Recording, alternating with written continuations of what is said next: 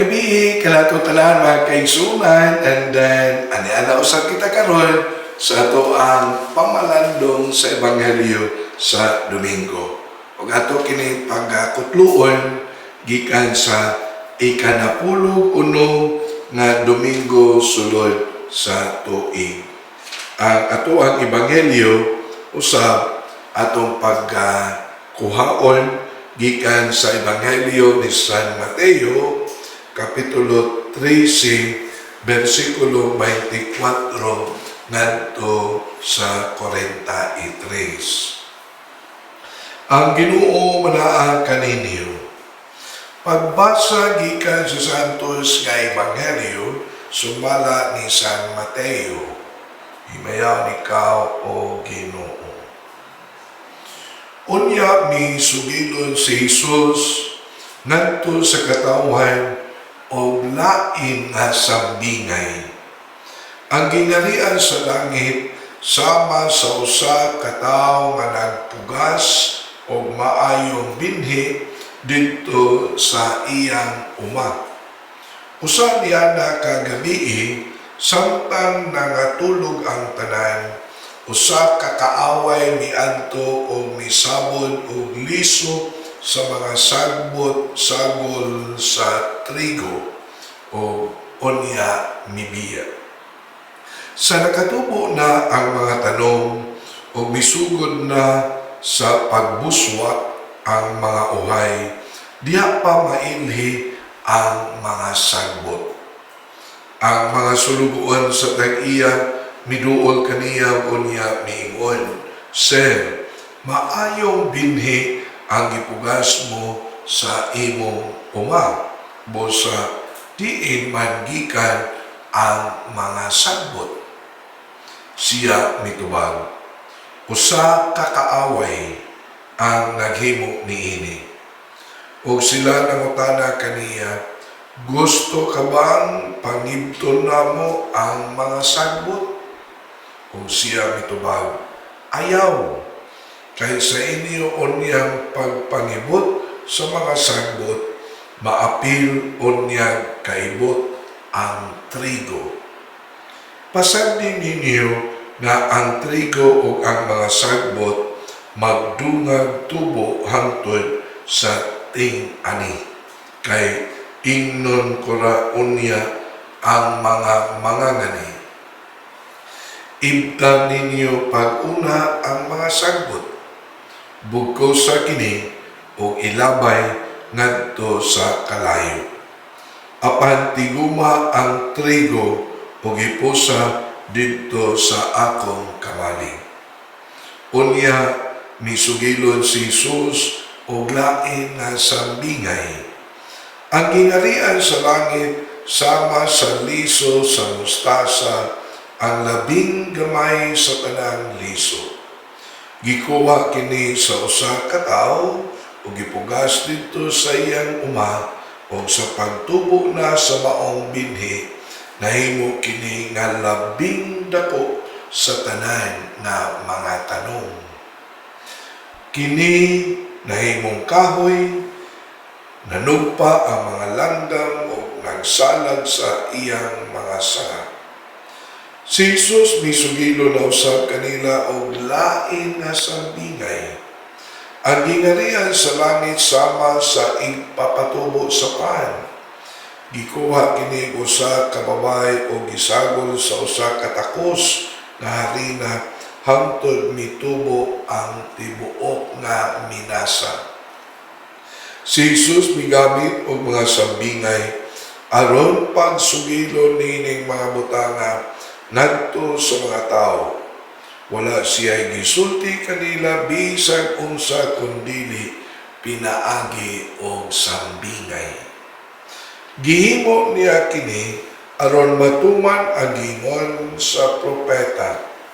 Mugamit ako mga sambingay kung makigsulti ako kanila, suginlan ko silang mga butang nga wala pa hibaloi sukad mabuhat ang kalibutan.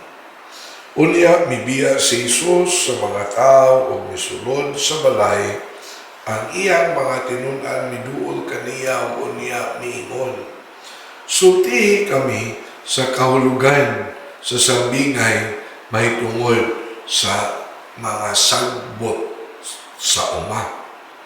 Si Jesus mitubag, ang tao nga nagpugas sa maayong binhi mao ang anak sa tao. Ang uma mao ang kalibutan. Ang maayong binhi mao ang mga tao nga sakop sa gingharian. Ang mga sagbot mao ang mga tao nga sakop sa yawa o ang kaaway nga nagsabod sa mga sagbot mao ang yawa. Ang pagpangani mao ang katapusan sa kalibutan ug ang mga ngani mao ang mga anghel. Maingon nga ang mga sagbot hipuson o sunugon mao sab kini ang may tabo sa katapusan sa kalibutan. Ang anak sa tao magsugod sa iyang mga anghel, paghipos gikan sa iyang gingharian sa tanan nga maoy nakaangin sa mga tao sa pagpakasala. Ingon man ang tanan nga nagbuhat og dautan. Ug itambog sila ngadto sa hudno nga nagdilaab. Diin magilak sila, magkakot ang ilang ngipon. Unya ang katawan sa Dios mudan-ag sama sa adlaw dito sa gingharian sa ilang amahan. Busa pamati kung may dalunggan kamo. Ang Ebanghelyo sa Ginoo, daygon ikaw o Kristo. Mga kaigsuunan, so taas-taas ang Ebanghelyo kay nag-iskot usab og tulo ka sambingay, no?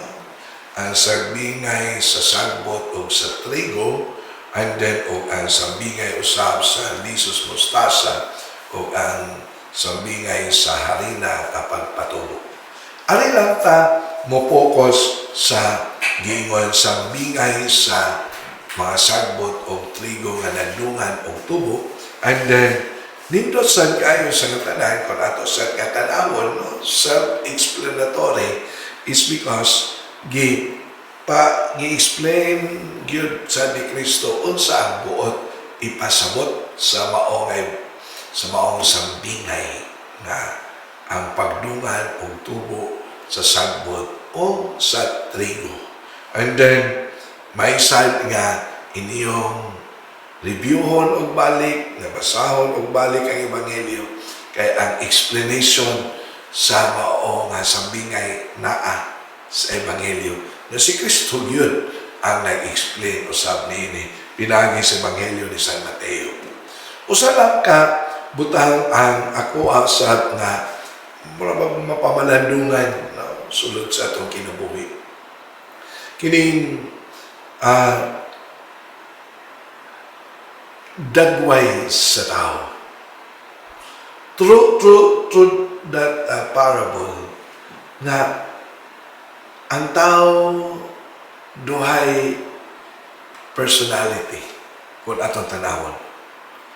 Sama sa naay pagkamaayo, naasal ang pagkadautan.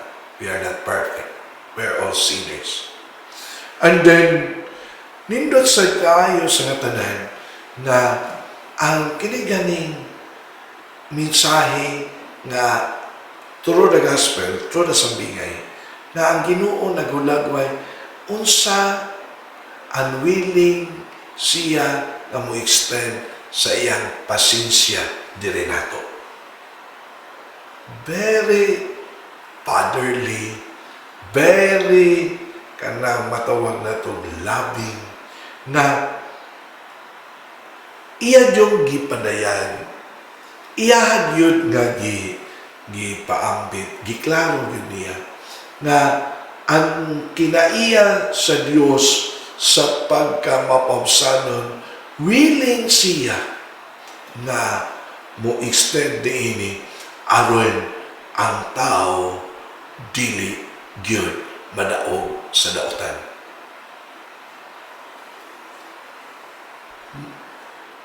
At tuan ning ibton ang sagbot. Pero unsa may gisulti sa Panginoon? Ayaw. Kay basing unya o mapagan ang mga trigo, ang maayo nga mga matawag na tanong. Apan wala biya gyud si Kristo miingon nga iyang gi-cancel. Iyan gyud. Uwaton lang sa nato ang saktong panahon. Sa ato pa, He is willing to extend His patience. Kaya ganing usahay ato abya po ng kinaiya, madali-dalion, we become very judgmental. Madali-dalion, we want instant change. Madali-dalion kaayo sa nga tanan nga kinahanglan according to our time, according to our space, and then mauna na mo surrender na. Dili ba? Mga ginikanan, that's a challenge to all of us. Kung ang inyong mga anak nagpabadlong, usahay na kinahanglan taas-taas nga pasensya, as the gospel suggests. Apan, doon nagi panahon sa panodya o paghukom. Wala na i-cancel. Wala na sa Ebanghelyo. Ang yaga, we'll just wait for the time. Una nato na siya matawag na to ibton. One way of telling us nga kanaganing God's grace, doon na biya yun na'y matawag na to o dako nga ipikto sa itong kinabuhi. Dagang baya yun kaayo tag nahibawan na kanianto, ingon ani, kamakasasala, kapalahubog, kababaero, kasugarol, irresponsable sa pamilya. Pero God's grace makes a person better, if not best. Change of heart. Metanoia. Kano bang real conversion? It's because of God's grace. Mao nga ang Ebanghelyo gatudlo nato. Mao ni nga idumanan gyud sa grasya sa Dios. Wala gyud imposible nga mahitabo diha sa tao. That's number one. So, ikaduha, nindot sad kaayo sa ngatanan nga ato apoy nga mapamalandungan, no? Through the parable of the weeds and the wheat nga muingon nga sa kalibutan nga kita nagpuyo, dunay beauty and brokenness. Dunay magkuyog ang injustisya o hustisya. Kanang that's part of our journey, of our life. Na naa ang mga butang nga influenced by the devil. Bisan sa ato ang kaugalingon. Muna akong ginaingon, we are bringing with us a dual personality. Naa ang matawag na to, influence of the devil in us, and naasad ang grasya sa Diyos dwelling within our heart. Mao ni ang naa sa atoa ang kinabuhi, sa ato ang palibot, atong katilingban. Mao na nga we have to acknowledge that fact. Mao ni nga prevention is better than cure. Sige tag makadungog sa dihang kapita. That's true. As much as possible, we have always to put our life in God's grace, God's presence. How? Kay mao naman ta? Through prayer, bisan sa ato ang relationships. We have always to make sure na ang ato ang mga higala, ang mga tao nga naakanunay sa ato ang matawag na ito adlaw-adlaw itong kinabuhi. We have always to make sure na kinipod na ato ang ika-interact watag og good influence nato. So, mga parents, make sure nga ang sulod sa pamilya ang living in harmony. Mahalag, di man na perfecto. Noon naman yun na yung mga ups and downs, struggles. But at least your family is really supporting each other. An opportunity nga dili yun makanurture, makapalingkon sa grasya sa example. Kada na ang pamilya na magdungan og simba. That is really something. Sa ito pa, ang tibuok pamilya in the midst of the struggles, in the midst sa problema, or miscommunication. Pero, in spite of that, ang opportunity to be with God's grace, ang magdungan ang nindot. Ako, pare, magtanaw ko, minigmisa na ako, mabantayan man na ito, ang whole family ng mga bata, is very inspiring. That's one thing. Ay numdumsag ko sa mukha ka ni Anto, dunganon yun ni Mama, o pukaw kay mag-rosaryo. That's also something. So, uguban pa. Ang point na ko mo, na we have to make sure na ato ang palibot. We are interacting with people who can bring us to God. We are interacting with people whose language dili makapakurap sa atong hunahuna. Muna yung ginaingon, kung ang imong kuyo, puros mga kawatan, puros mga palahubog, etc. Ang language mo na according sa ilang kinabuhi. If you are with them, although nothing is, we cannot judge, pero chances are, ma-influence you ka. Mauna nga, let us not give the devil the chance to overpower our goodness, God's grace in our heart. But instead, we have to nurture, strengthen, bombarded with all the sa mga graces aron.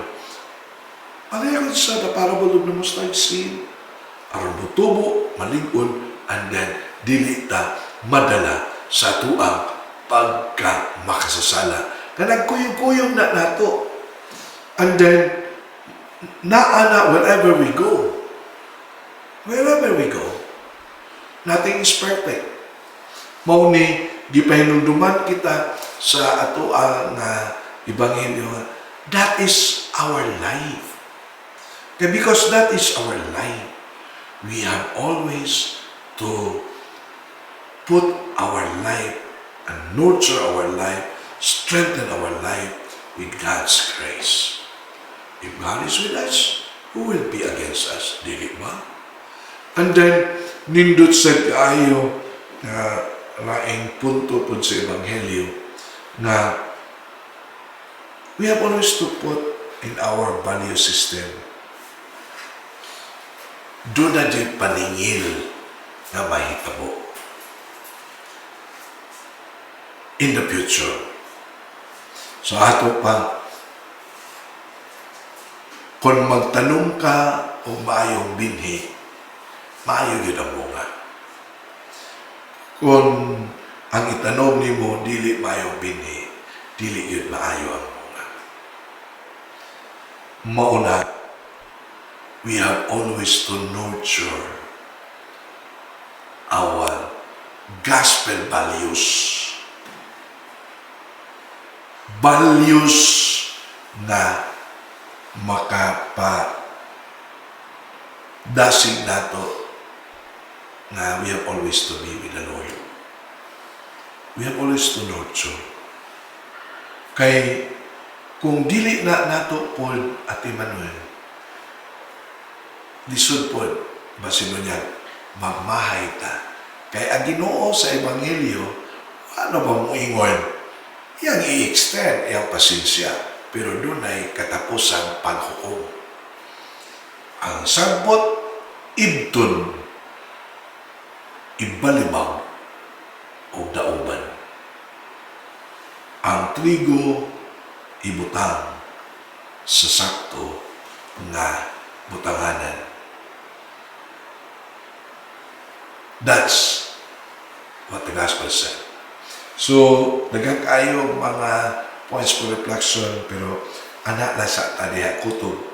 And then,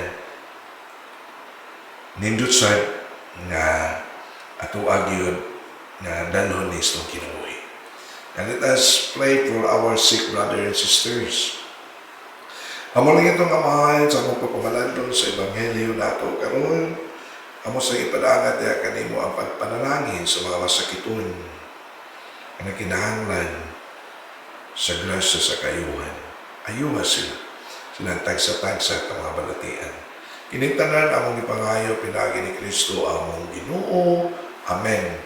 So mga kaigsunan, anilan sa takutob na makita na magpunta gihapon sa sunod nga Sabado, alas 6 sa gabi sa tuang FB account, Archdiocese of Cebu Catechetical Ministry. Nya kini si Father Joseph Intig ang kanunay na naguban kaninyo nining ato ang pamalandong sa Ebanghelyo sa Domingo. Ang Diyos magpanalangin kanatong tanan.